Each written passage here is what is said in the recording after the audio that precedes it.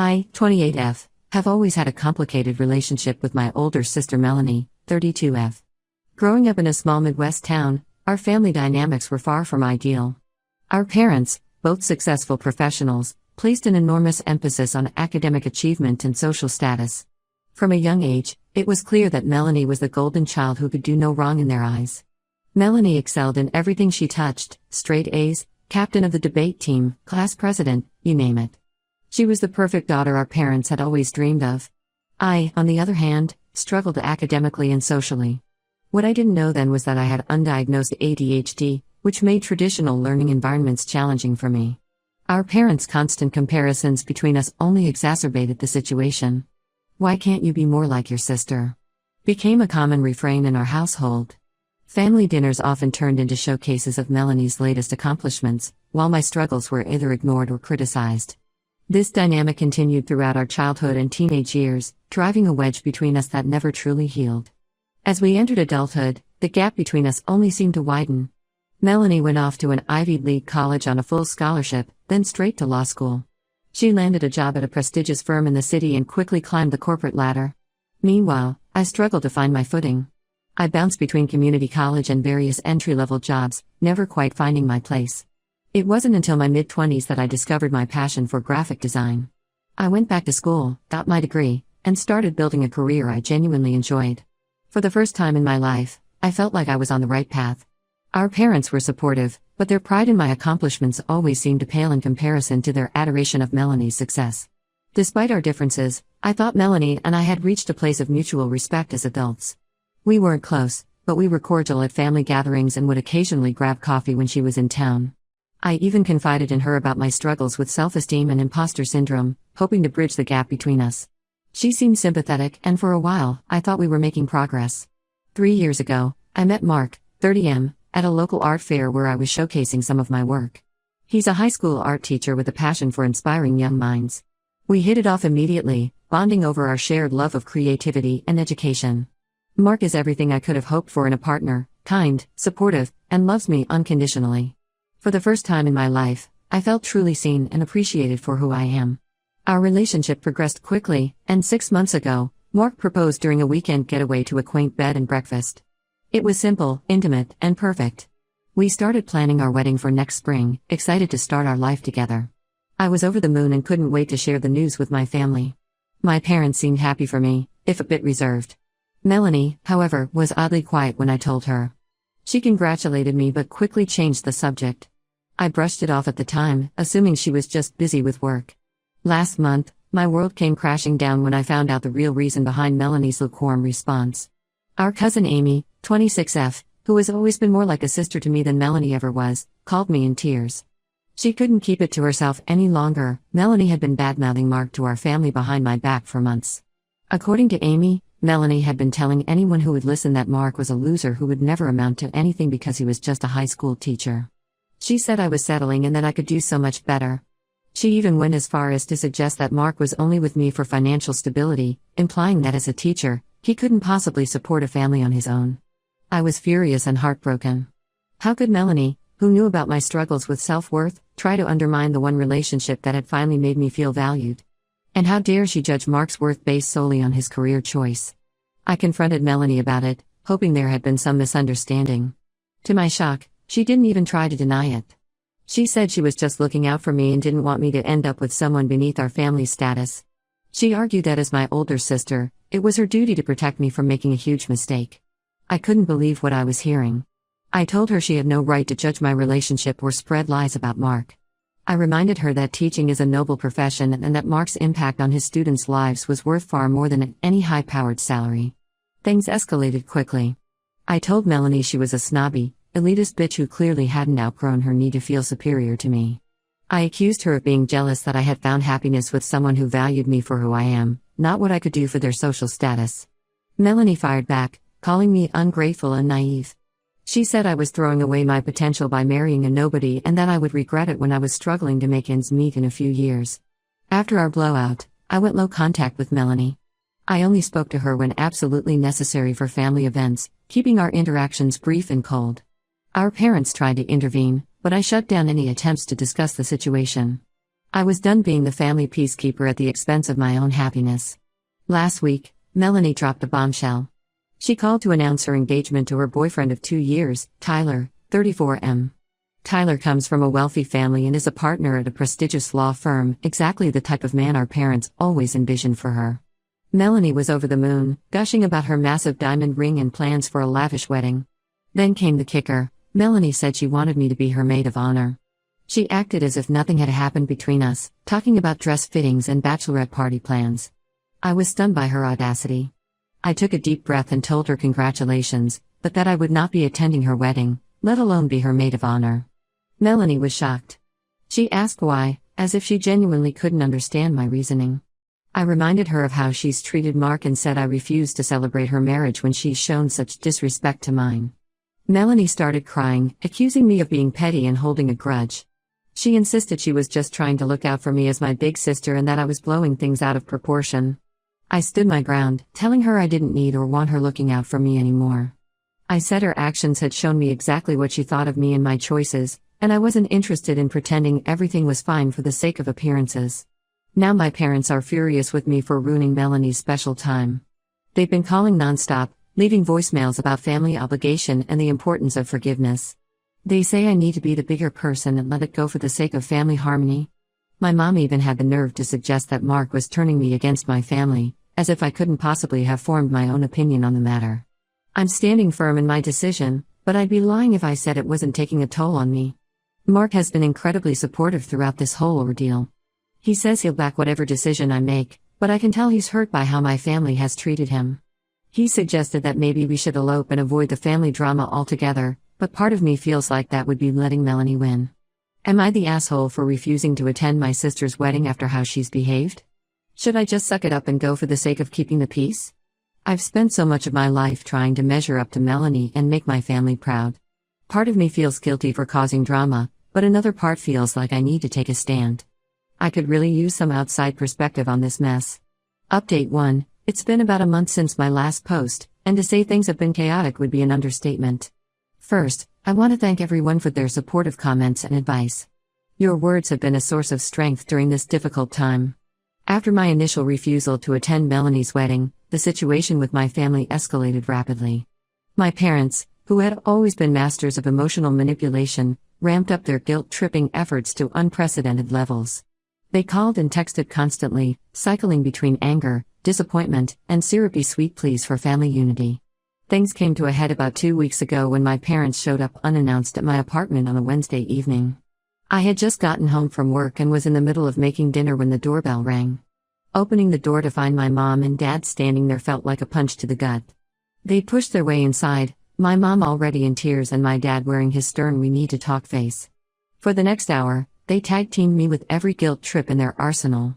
They brought up sacrifices they'd made for me growing up, times they'd supported me through tough periods, and how this selfish decision was breaking their hearts. I stood my ground and calmly explained once again how hurtful Melanie's actions were and that I couldn't in good conscience celebrate her marriage when she's shown such disrespect to mine. I told them that true family support goes both ways, and that I didn't feel supported by any of them right now. My parents weren't having it. They accused me of being selfish and said I was tearing the family apart over petty high school drama. My dad even had the audacity to suggest that maybe Melanie was right about Mark being a bad influence on me, since I'd never behaved this way before. That's when things took an unexpected turn. My mom, clearly frustrated that her tears weren't working, dropped a bombshell. She threatened to withdraw financial support for my own wedding if I didn't agree to be in Melanie's. I was shocked. I hadn't even asked them to contribute anything to my wedding. Mark and I had been planning to pay for everything ourselves. The threat felt like a slap in the face, but it also opened my eyes to how they've always viewed their parental role, not as unconditional support, but as a transaction. It was a painful realization, but in a way, it made my decision easier. I told them that if that's how they felt, they didn't need to contribute or even attend my wedding at all. I said I'd rather have a small ceremony surrounded by people who genuinely support us than a big event filled with fake smiles and hidden resentment. My mom burst into tears, again, and my dad started yelling about how ungrateful I was. He brought up every mistake I'd ever made, every time I disappointed them growing up. It was like all the pent-up resentment from years of favoring Melanie came pouring out. I asked them to leave, saying I needed space from all of them for a while. After they left, I broke down crying. All the stress and emotion I'd been holding back came flooding out. Mark came home from work to find me sobbing on the couch. He was amazing. He just held me and assured me that we'd get through this together. We spent that night talking through our options and decided to look into scaling back our wedding plans so we can pay for everything ourselves. A few days later, I got an unexpected call from my Aunt Susan, 54F, my mom's sister. She said she'd heard what happened from my parents and wanted to offer her support. To my surprise, she told me she was proud of me for standing up for myself and Mark. Aunt Susan revealed that she and several other family members have long been uncomfortable with how my parents and Melanie treat me, but never knew how to bring it up. She apologized for not speaking up sooner and offered to help with our wedding in any way she could, even offering to contribute financially if we needed it. I was touched by Aunt Susan's support, and it made me realize I'm not as alone in this as I thought. It's been comforting to know that not everyone in the family agrees with my parents and Melanie's behavior. Mark and I are now considering having a smaller, more intimate wedding surrounded by the people who truly love and support us. We've been looking at some beautiful outdoor venues that would be perfect for a low-key celebration. Melanie hasn't reached out since our last conversation, but I heard through Amy that she's furious I'm stealing attention from her engagement. Apparently, she's been telling family members that I'm just jealous of her success and taking it out on her by ruining her wedding plans. Honestly, I'm past the point of caring what she thinks. My parents have switched tactics again. Now they're sending daily emails about how worried they are about me and how they just want their real daughter back. They've even reached out to some of my friends, trying to get them to talk sense into me. It feels invasive and manipulative. For now, I'm focusing on planning my wedding to the man I love and strengthening relationships with the family members who have shown they genuinely care about my happiness. I've started seeing a therapist to work through some of the deep-seated family issues this situation has brought to the surface. It's been a difficult month, full of emotional highs and lows. But underneath all the stress and sadness, I feel a sense of empowerment. For the first time in my life, I'm standing up for myself and what I believe in. It's terrifying, but also liberating. I'm still not sure what the future holds for my relationship with my parents and Melanie. Part of me hopes that with time and distance, they'll come to understand my perspective. But I'm also preparing myself for the possibility that this rift may be permanent. Either way, I'm committed to moving forward and creating a life filled with love, respect, and genuine support, even if that means redefining what family means to me. Update 2. It's been about 3 months since my last update, and the situation with my family has continued to evolve in ways I never expected. I wanted to share some recent developments and get some advice on how to handle the latest drama. First, some good news. Mark and I have finalized our wedding plans. We've decided on a beautiful, intimate ceremony at a local botanical garden with just 50 of our closest friends and family. The venue is perfect for us, filled with vibrant flowers and greenery. It reflects our love of nature and art. We're planning a laid-back celebration with a focus on good food, great music, and the people we love most. Aunt Susan has been an incredible help with the planning process. She's gone above and beyond, using her connections to help us find amazing vendors at discounted rates. She even insisted on paying for my wedding dress as a gift. I found a gorgeous, bohemian-style gown that makes me feel like a woodland fairy princess. It's nothing like the elaborate ball gown Melanie always said I should wear, but it's perfect for me. Now for the not-so-good news. Melanie's wedding is coming up in a few weeks, and the pressure from my family to attend has intensified to an almost unbearable degree. My parents have switched tactics from guilt-tripping to love-bombing. They've been sending gifts, offering to pay for a lavish vacation for Mark and me, and constantly talking about how much they miss me.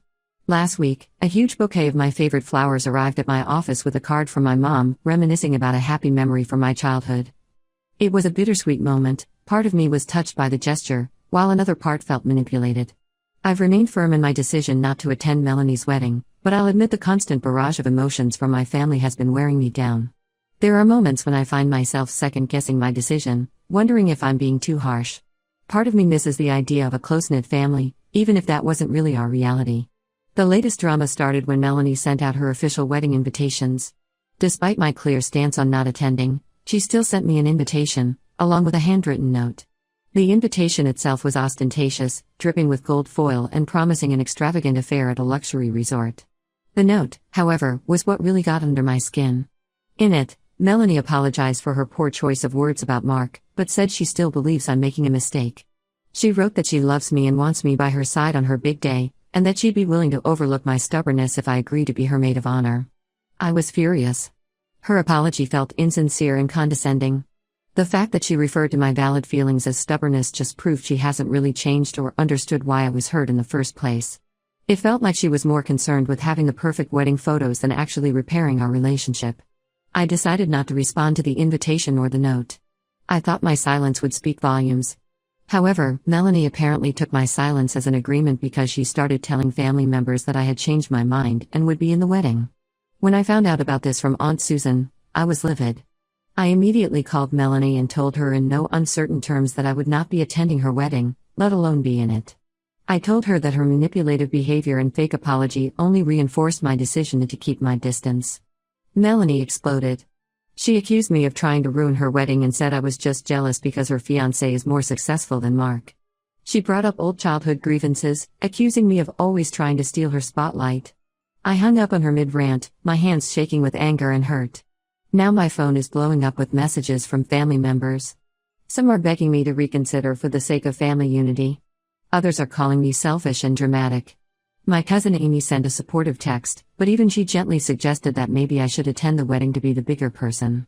My parents left a voicemail saying they're deeply disappointed in my behavior and that I'm breaking their hearts. They said they raised me better than this and that they don't understand why I'm intent on destroying our family. I'm standing firm in my decision, but I'll admit all this drama is taking a toll on me. I've been having trouble sleeping and my appetite has disappeared. Mark has been incredibly supportive, but I can see it's affecting him too. He suggested we take a short trip to get away from all the family stress and focus on us. I'm considering taking him up on that offer, maybe even turning off my phone for a few days. But part of me worries that we'll just make things worse when we get back. I'm also concerned about the potential backlash at work. My boss is friends with my parents and I'm worried this family drama might somehow affect my job. Am I handling this situation right? Should I just give in and go to the wedding to keep the peace?